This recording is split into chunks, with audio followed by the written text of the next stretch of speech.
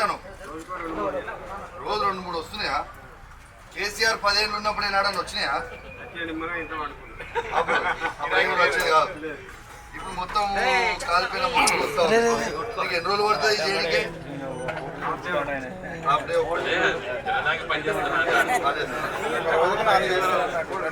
ఇది ఎంత ఛార్జ్ చేస్తావు ఒక్కదానికి? సీను 3500 రూపీస్ తీసుకుంటావు అయితే మొత్తానికి ఛార్జ్. ఎవరి చూసిరు కదా ఇవాళ కేసీఆర్ గారు ఉన్న 10 సంవత్సరాలలో ఏ ఒక్క రోజు మోటార్లు కాలిపోలేదు, నా మోటార్లు ఇట్లా వైండింగ్ షాప్లకు వచ్చినదే లేదు. ఇవాళ మీరు చూడండి, ఇవాళ కరీంనగర్ నుంచి మాజీ ఎంపీ గారు, కాబోయే ఎంపీ గారు వినోద్ కుమార్ గారు కూడా వచ్చిండ్రు. ఇవాళ వీణవంక పట్టణంలో మేము ఒక వైండింగ్ షాప్కి వచ్చినాం. ఈ వైండింగ్ షాప్కి వస్తే ఇవాళ రోజుకి 3-4 మోటార్లు మేము రిపేర్ చేయాల్సి వస్తుంది సార్, తెల్లారిదాకా పని చేయాల్సి వస్తుంది.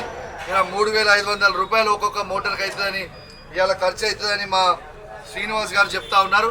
ఇది ఎంత బాధాకరం అని చెప్తే, తెలంగాణని కష్టపడి కేసీఆర్ గారు కొట్లాడి 14 సంవత్సరాలు తెచ్చి కష్టపడి తెలంగాణని ఇంత అద్భుతంగా ఏర్పాటు చేసిన తర్వాత మళ్ళా కాంగ్రెస్ ప్రభుత్వం వచ్చిన తర్వాత ఎవరి కాలిపోయిన మోటార్లు, కాలిపోయిన ట్రాన్స్ఫార్మర్లు, కాలిపోయే మీటర్లు, ఇది పరిస్థితి తెలంగాణది.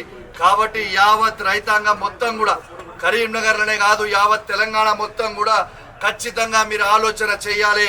ఇలా ఖచ్చితంగా కేసీఆర్ గారిని మీరు కాపాడుకోవాల్సిన బాధ్యత ప్రతి రైతు మీద ఉంది. ఎందుకంటే మిమ్మల్ని మళ్ళీ కాపాడుకునే బాధ్యత కేసీఆర్ గారికి ఉంటుంది. లేకపోతే ఈ ఎన్నికలు అయిపోయిన తర్వాత ఈ కాంగ్రెస్ వాళ్ళని ఇట్లనే ఉండి మళ్ళీ మీరు పొరపాటున తప్పు చేస్తే ఈ మోటార్లే కాదు వచ్చింది, వాళ్ళు ఇచ్చే 6 గ్యారెంటీలు కూడా ఎత్తేస్తారు.